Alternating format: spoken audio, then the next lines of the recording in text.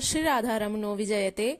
आज हम लोग अध्ययन करेंगे श्रीमद् भगवद गीता के अध्याय 10 के श्लोक संख्या 7 और 8 का। तो चलिए प्रारंभ करते हैं गीता के 10वें अध्याय का 7वां श्लोक। एतां विभूतिं योगं च मम यो वेत्ति तत्त्वतः सोऽविकम्पेन योगेन युज्यते नात्र संशयः। आइए अब इसके शब्दार्थ को देखते हैं।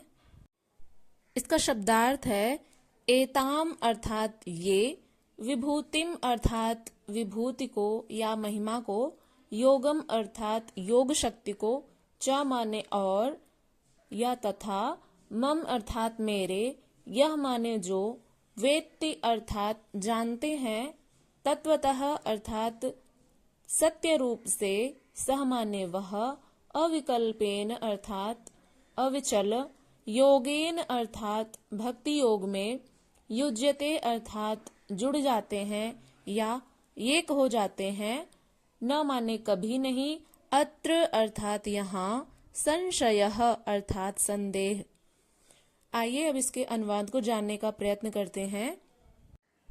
भगवान श्री कृष्ण अर्जुन से कहते हैं, हे पार्थ, जो लोग मेरी महिमा और दिव्य शक्तियों को सत्य रूप से जानते हैं, वे अविचल भक्ति योग के द्वारा मेरे साथ एक हो जाते हैं, इसमें कोई संदेह नहीं है।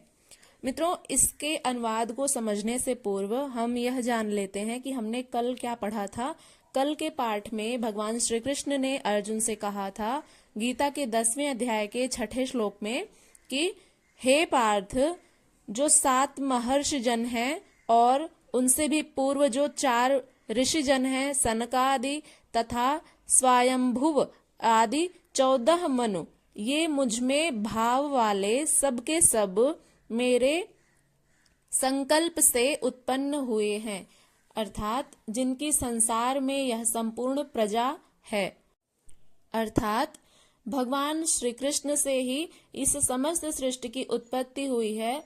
यहाँ तक कि समस्त देवता, ऋषि, मुनि जितने भी हैं और समस्त प्राणी, मानव जाति, समस्त पशु पक्षी, सब कुछ ये चराचर जितने भी प्राणियों को हम इस जगत में देखते हैं, वे सब भगवान श्री कृष्ण की ही निर्मित है।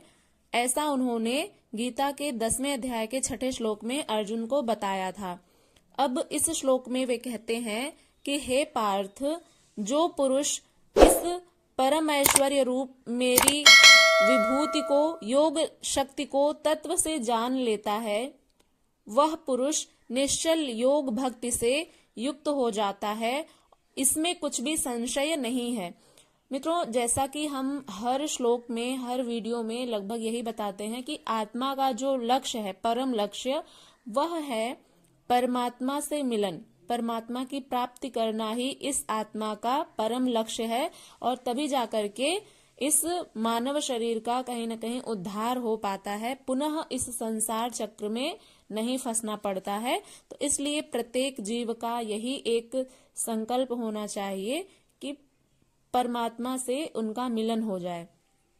तो ऐसा कैसे संभव हो सकता है, उसी के बारे में इस श्लोक में भगवान श्री कृष्ण बता रहे हैं कि जो भी पुरुष निश्चल भाव से विभूति और मेरी योग शक्ति को, तत्व से मेरे इस परम ऐश्वर्य रूप को जान लेता है, वह मुझ में ही एकीकृत हो जाता है, मुझसे जुड़ जाता है, मुझसे उसका एकत्व स्थापित हो जाता है, इसमें कुछ भी संशय नहीं है।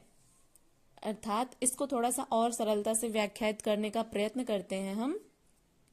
भगवान श्री कृष्ण कहते हैं, जो पुरुष योग और मेरी विभूतियों को साक्षात्कार के साथ जानता है, वह स्थिर ध्यान योग द्वारा मुझ में एक ही भाव से स्थित होता है। जब कोई पुरुष ध्यान लगाने बैठता है, तो जब उनके हृदय में परमात्मा का ही एक स्वरूप विराजित रहता है, उन्हीं को ही स्मरण करते हुए वह ध्यान करते हैं, तो उस ध्यान योग के द्वारा भगवान श्री कृष्ण कहते हैं कि वह पुरुष, उसकी आत्मा मुझ में एक ही भाव से स्थित हो जाती है, इसमें कुछ भी संशय नहीं है। जिस प्रकार वायु रहित स्थान में रखे दीपक की लौ सीधी जाती है, उसमें कंपन नहीं होता है, ठीक उसी प्रकार से एक योगी के जीते हुए चित्त की यही परिभाषा है। जब कोई योगी साधना करने बैठता है तो उसका चित्त जो है संपूर्ण इंद्रियों से और जो सांसारिक विषय वस्तुएं हैं इनसे हट करके एकमात्र परमात्मा में स्थिर हो जाता है उसका चित्त।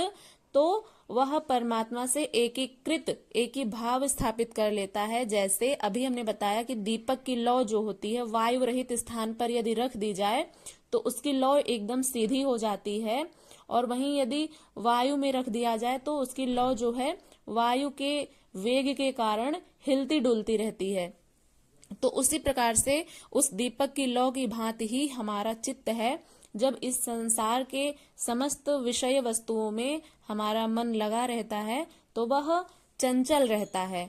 कभी हमारा मन किसी वस्तु पर आकर्षित हो जाता है तो कभी किसी और वस्तु पर आकर्षित हो जाता है, तो यह स्थिर नहीं रहता। लेकिन जब वही व्यक्ति अपनी साधना करने बैठता है तो उस समय साधना करते समय उनकी जो आत्मा है वह परमात्मा का ध्यान करते समय एकीकृत हो जाती है। निरंतर परमात्मा का ही स्मरण, उन्हीं का चिंतन चलता रहता है, तो एक का साक्षात्कार हो जाता है और वह है परमात्मा। तो एक ही भाव स्थापित हो जाता है। इस कारण से भगवान श्री कृष्ण कहते हैं कि उस आत्मा का मुझसे सानिध्य हो जाता है, एकीकृत हो जाता है, मुझसे वह जुड़ जाता है। इसमें कोई भी संशय नहीं है। प्रस्तुत श्लोक में अविकम्पेन शब्द इसी आशय की ओर संकेत करता है। जो अविकम्पेन का अर्थ होता है कि बिना कंपन के, तो वहीं पर अभी हमने जो बताया, आशा करते हैं कि आपको समझ में आ गया होगा। चलिए अब अगले श्लोक की तरफ बढ़ते हैं। गीता के 10वें अध्याय का 8वां श्लोक। अहम सर्वस्य प्रभवो मत्तः सर्वं प्रवर्तते इति मत्वा भजन्ते माम बुधा भाव समन्विता। आइए अब इसके शब्दार्थ को देखते हैं। इसका शब्दार्थ है अहम अर्थात मैं, सर्वस्य अर्थात समस्त सृष्टि का, प्रभवः अर्थात उत्पत्ति, मत्तः अर्थात मुझसे, सर्वम अर्थात सब कुछ, प्रवर्तते अर्थात उत्पन्न होता है, इति अर्थात इस प्रकार, मत्वा अर्थात समझकर या जानकर, भजन्ते अर्थात भजता है, माम अर्थात मुझे, बुधाः अर्थात बुद्धिमान, भाव समन्विताः अर्थात महान श्रद्धा और भक्ति से युक्त। यह रहा शब्दार्थ। मित्रों, आइए अब इसके अनुवाद को जानते हैं।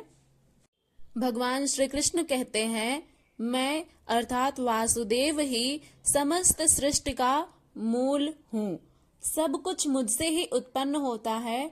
जो बुद्धिमान लोग इसे भली भांति जानते हैं वे बड़ी श्रद्धा और भक्ति के साथ मेरी पूजा करते हैं।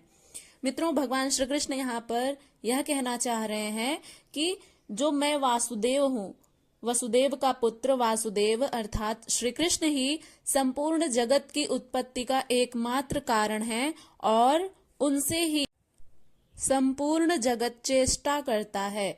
इस प्रकार समझकर श्रद्धा और भक्ति से युक्त बुद्धिमान भक्तजन मुझ परमेश्वर को ही निरंतर भजते रहते हैं। अर्थात कहने का भाव यह है मित्रों कि भगवान श्री कृष्ण जैसा कि पिछले कुछ श्लोकों में यह बताते आ रहे हैं कि मैं ही इस समस्त सृष्टि का मूल कारण हूँ, मुझसे ही यह संपूर्ण सृष्टि उत्पन्न होती है, मुझसे ही पालित और पोषित होती है और मुझ में ही आकर के एक दिन विलीन हो जाती है। तो इसलिए मैं वासुदेव श्री कृष्ण ही इस संपूर्ण जगत की उत्पत्ति का कारण हूँ, मुझसे ही संपूर्ण जगत चेष्टा करता है। इस प्रकार मानकर श्रद्धा और भक्ति से युक्त विवेकी जन मेरा निरंतर भजन करते हैं। तात्पर्य यह है कि योगी द्वारा मेरे अनुरूप जो प्रवृत्ति होती है उसे मैं ही किया करता हूँ, वह मेरा ही प्रसाद है। अब कैसे है, इसके पीछे स्थान स्थान पर बताया जा चुका है। जैसे पिछले श्लोकों में हमने पढ़ा है, जो लोग नहीं पढ़े हैं उनसे रिक्वेस्ट है कि आप पिछली वीडियोस भी देख लीजिएगा। उसमें भगवान ने सृष्टि के बारे में संपूर्ण रूप से बताया है कि किस प्रकार से सृष्टि की उत्पत्ति होती है, किस प्रकार से उसका पालन पोषण होता है और फिर किस तरह से उसका संहार हो जाता है। तो यह कैसे होता है, इसको हमने पिछले वीडियो में, पिछले श्लोकों में पढ़ लिया है। अब वे निरंतर किस प्रकार से भजन करते हैं, इस पर आगे भी भगवान श्री कृष्ण क्या बताएंगे उसको कल जानेंगे। यहाँ तक कोई भी संशय हो तो आप लोग निसंदेह पूछ सकते हैं। चैनल पर यदि नए हैं तो चैनल को सब्सक्राइब करें, वीडियो को लाइक करें और शेयर करें। कमेंट करके जरूर बताएं कि व्याख्या समझ में आई या नहीं। और आप लोगों ने जो कमेंट किया था गर्भ गीता पर एक वीडियो बनाए, तो उस पर वीडियो बन चुकी है, वह अपलोड भी हो गई है 4:30 बजे शाम को, तो उसको भी देख लीजिएगा। और भी वीडियोज यदि आप गीता से संबंधित चाहते हैं किसी टॉपिक पर तो कमेंट जरूर करिएगा। चलिए मिलते हैं कल, तब तक के लिए अपना ध्यान रखिएगा। हरे कृष्णा, नमः संस्कृताय।